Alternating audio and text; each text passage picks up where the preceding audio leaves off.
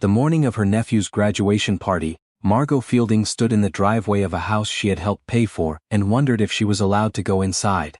That was the thing nobody told you about being the family's responsible one. After a while, you stopped being a person and started being a resource. A line of credit with a heartbeat. And you didn't notice it happening because it happened slowly, the way water carves stone, not all at once but one small request at a time, one "you're the only one who can help us" at a time, until one day you're standing in a driveway in your good dress holding a gift bag, and you genuinely don't know if you're welcome. Margot had been the steady one since she was 19 years old. Their mother had died of a stroke in March of that year, a Tuesday morning, just like that. Their father had checked out emotionally about 6 months later, not cruelly, just completely. He stopped paying bills. He stopped cooking. He sat in his recliner watching reruns of things he had already seen and stopped being a parent. Margot was the oldest. Her brother Cody was 16, so she figured it out. She worked 2 jobs through her 20s, waitressing at night, data entry during the day, then eventually a real career in logistics management that she had clawed into existence through sheer stubbornness. She made sure Cody had school clothes that fit. She made sure he went to his dentist appointments. She co-signed his first car loan when he was 22 because his credit didn't exist yet. She paid the first and last month's rent when he got his first apartment. She didn't think of it as sacrifice at the time. She thought of it as just being his sister.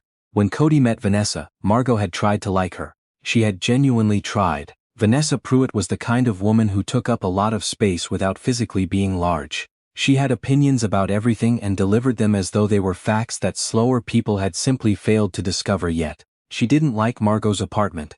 Such a dark layout. Didn't like Margot's car. "I just think you could do better," and had a specific way of smiling at Margot whenever Margot said anything that suggested she had heard something mildly incorrect from a stranger on the street. But Cody loved her, and Cody was happy, and Margot told herself that was what mattered. The engagement happened fast. 14 months after they met, Vanessa wanted a big wedding. Cody worked in HVAC repair, which was honest work and paid decently, but not country club reception decently. Vanessa's family was from money, or had been once, or liked to behave as though they still were, which in practice meant they had expensive taste and no particular interest in paying for things. Cody called Margot on a Sunday afternoon, and she could tell from the first 3 words that he needed something. "So we've been thinking," he started. The wedding would cost somewhere between $60,000 and $80,000, depending on the final guest count. Vanessa's parents were contributing $15,000. Cody and Vanessa had saved $9,000. That left, as Cody put it with a little laugh that tried to make it sound smaller than it was, a gap. Margot had $42,000 in savings. She had been saving it for 8 years. It was supposed to be a down payment on a house. Eventually, when she felt stable enough, when the timing was right. She had never bought herself anything significant. She drove a 7-year-old Accord. She got her hair cut at a place that didn't require appointments. She wired $38,000 to the wedding vendor account 3 weeks later. She told herself it was a gift. She told herself she wasn't keeping score. The wedding was beautiful. She had to admit that. The venue was a restored plantation-style estate outside of Savannah, Georgia, white columns and magnolia trees and a string quartet that played during the cocktail hour. The flowers were peonies and eucalyptus. Everything was cream and sage and gold. Margot had helped pick the centerpieces, had driven Vanessa to 4 different florists on a Saturday in February, had sat in uncomfortable chairs while Vanessa deliberated between ivory and champagne napkins for 45 minutes. Margot's seat at the reception was at the far end of table 9. She noticed it when she found her place card. Table 9 was near the kitchen entrance, mostly occupied by Vanessa's distant cousins, and one couple Margot had never seen before and never saw again. The family table, table 1, round and draped in heavier linen, had Vanessa's parents, Vanessa's sister, Vanessa's aunt and uncle, and Cody. There was one empty chair at that table that remained empty the entire evening. Margot told herself it was a seating logistics issue. She ate her salmon and drank her wine and clapped when they cut the cake. That night, alone in her hotel room, she sat on the edge of the bed in her dress and let herself feel the thing she had been refusing to feel all day. She couldn't name it exactly. It wasn't quite hurt. It was something older than hurt. The feeling of being clearly and cleanly sorted, filed under useful rather than loved, and having the filing done so casually that the person who did it hadn't even noticed. She slept. She flew home. She went back to work. Life moved forward the way it does. Cody and Vanessa bought a house 2 years later. Margot helped with the inspection fees and closing costs, $6,000, because the market was just so brutal right now, and Cody had asked so simply as if it were obvious she'd say yes, which she supposed it was because she always said yes. Their son was born the following spring. They named him Beckett. He had Cody's eyes and Vanessa's volume, and Margot loved him immediately and completely in the way you love a child who has done nothing to you and doesn't know yet how complicated his family is. She babysat every time they asked. She bought birthday gifts that were slightly too nice, because she worried about being the distant aunt, the one he wouldn't really know. She showed up to his school performances and sat in the folding chairs and took photographs on her phone, and sent them to Cody even when Cody didn't acknowledge receiving them. She was present.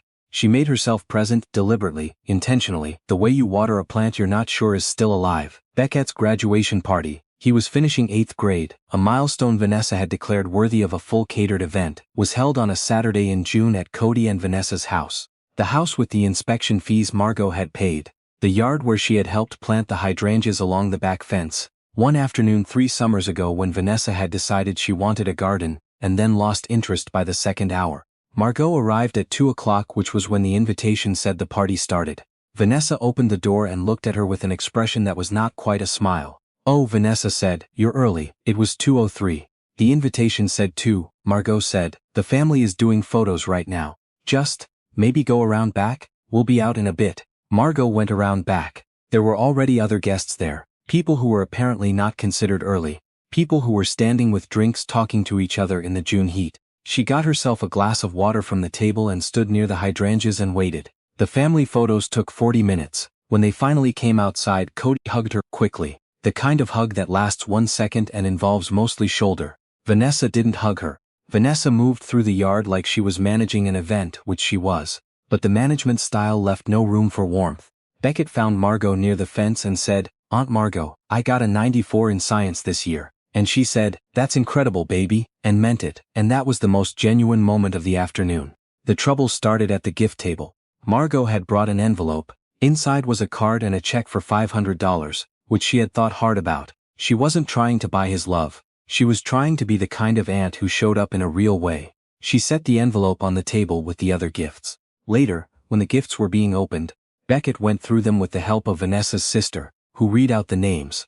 When he got to Margot's envelope, Vanessa's sister glanced at the amount, passed the card to Beckett without reading it aloud, and said, "From your aunt," without looking up. Margot was standing 10 feet away.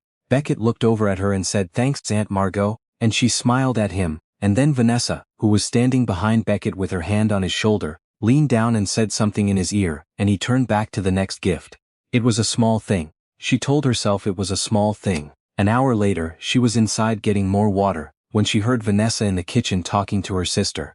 She wasn't trying to listen. She was standing in the hallway because the bathroom was occupied and she was waiting. But the kitchen had an open doorway and Vanessa wasn't keeping her voice low. "She always does this," Vanessa was saying. "Shows up like she's part of the inner circle when honestly I don't know why Cody keeps inviting her. She's his sister, fine, but it's not like she's actually close with Beckett. She sees him 4 times a year? And then she writes a check and acts like that makes her relevant." Her sister said something Margot couldn't hear. "I told Cody," Vanessa continued. "I told him this summer we need to start drawing clearer boundaries about who's actually part of our family unit, and who's just peripheral." Peripheral. Margot stood in the hallway and the word landed on her like something dropped from height. She thought about the $38,000. She thought about the $6,000. She thought about the February Saturday sitting in florist chairs deliberating about napkins. She thought about the hydrangeas she had planted in the yard she was currently standing in. She thought about every birthday party and school performance, and Sunday afternoon phone call she had answered without hesitation, because Cody needed something. Peripheral. She walked out of the hallway. She walked through the living room. She picked up her purse from the hook by the front door where she had hung it. She went out the front door, not the back, and she walked to her 7-year-old Accord and she sat in the driver's seat for a moment without starting it. She wasn't crying, she noticed that. She had expected to be crying. Instead she felt something she could only describe as clarity. The particular cold, quiet clarity that comes when something you suspected for a long time gets confirmed out loud in someone else's words and you no longer have to wonder. She drove home. That evening she sat at her kitchen table with her laptop open and a cup of tea going cold beside her, and she thought carefully about what she wanted to do. She was not an impulsive woman. She had never been impulsive. Every significant decision of her adult life had been made carefully, deliberately, with full awareness of consequences. She had given her brother nearly $50,000 over the course of his adult life, not impulsively but thoughtfully, because she loved him and she believed in family, and she had told herself it was the right thing to do. She had been wrong. Not about love, but about what it meant to give without ever being asked how you were doing. She opened her email and she wrote to her financial advisor.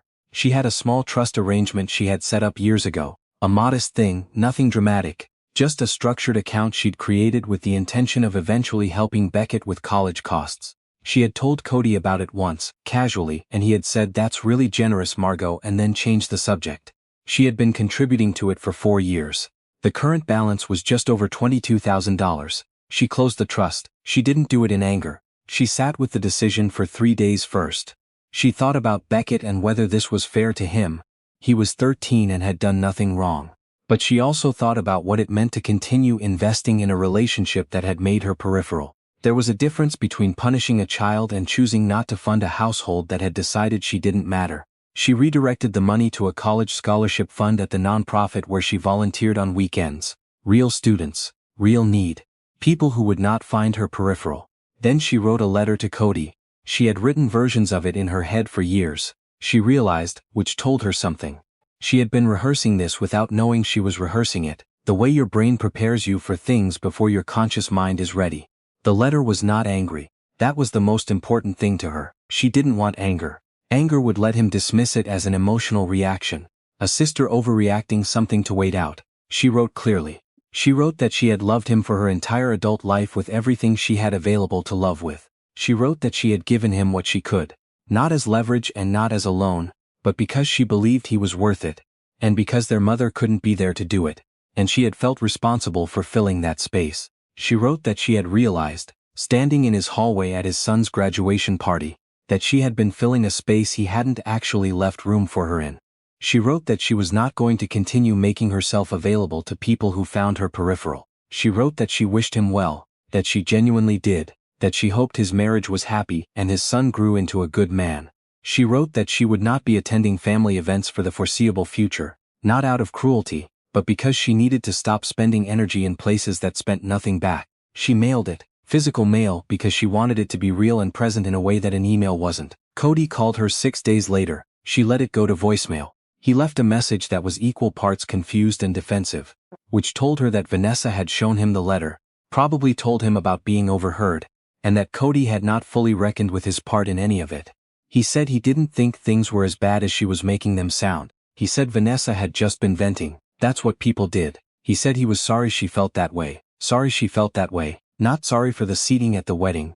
Not sorry for the 40 minutes of family photos while she stood by the fence. Not sorry for the years of taking and not asking. Sorry she felt that way, which was the apology that contained no accountability. The apology that placed all of the problem inside her feelings and left his behavior untouched. She didn't call back. Her father, who had emerged from his recliner-shaped grief enough to exist peripherally in all their lives, called her the following week. Someone had told him something. Cody, probably. He said she was breaking up the family. She said gently that she hadn't broken anything. She had just stopped holding something together that wasn't working, and that those were different things, and she loved him, and she'd talk to him soon. She spent that summer doing things she hadn't done in years. She took a weekend trip to Asheville by herself, and hiked a trail she had bookmarked 3 summers ago and forgotten about. She had dinner alone at a restaurant that had cloth napkins and ordered the expensive thing on the menu without calculating whether it was practical. She called her college friend Deborah, whom she had been meaning to call for approximately 2 years, and they talked for 4 hours about everything and nothing. She started putting money into her own house fund again, seriously this time with a real timeline, a real realtor contact, a real sense that she was allowed to want things for herself. In October she made an offer on a house, a brick Cape Cod in a neighborhood with old trees and sidewalks. It had a front porch with a ceiling painted haint blue the way they did in the South, and a backyard that was mostly overgrown, but had good bones, and a kitchen with windows on 2 sides that let in morning light in a way that made her feel, standing in it during the showing, like someone who had been living in a dim room and had just stepped outside. The offer was accepted. She did not call Cody to tell him. She called Deborah. She called her college roommate Patrice, who screamed into the phone in a way that was deeply satisfying. She called her father, who said, "Well, that's something, Margot," which from him was significant praise. She moved in on a Thursday in November, with a rented truck and 2 friends and a bottle of champagne she had been saving for something worth celebrating. She thought about what her life had cost her, not in money, though there was that too, The $50-some thousand that had built a life for someone who found her peripheral. She thought about the years of saying yes reflexively, before the question was even finished. The years of making herself smaller to make other people more comfortable. The years of sitting at table 9 near the kitchen, telling herself it was fine, telling herself it didn't mean what it meant, telling herself family was complicated and this was just how it was. It didn't have to be how it was. That was the thing she understood now. She planted a garden in the spring. She chose the plants herself. No one's opinion consulted, no one else's vision to execute. Lavender and black-eyed Susans and one extravagant rose bush in deep burgundy that she had no practical reason to want except that she wanted it. She put it in the corner of the yard where the afternoon light was best. Cody reached out again in April. A text this time, not a call. It's simply, I miss you. I think I handled things badly. Can we talk sometime? She stared at the text for a long time. She thought about the letters she had mailed. She thought about the voicemail that had been sorry she felt that way. She thought about how much she had loved her brother for how long, and what that love had cost her, and what it might still mean if it found its way back to something honest. She typed back, I'm open to that. When you're ready to have a real conversation, let me know. Then she put her phone in her pocket and went out to check on her roses. They were doing fine. Doing better than she had expected, actually. 3 buds already forming, deep red and tight and full of everything they were about to become. She stood in the afternoon light and she let herself feel good about that.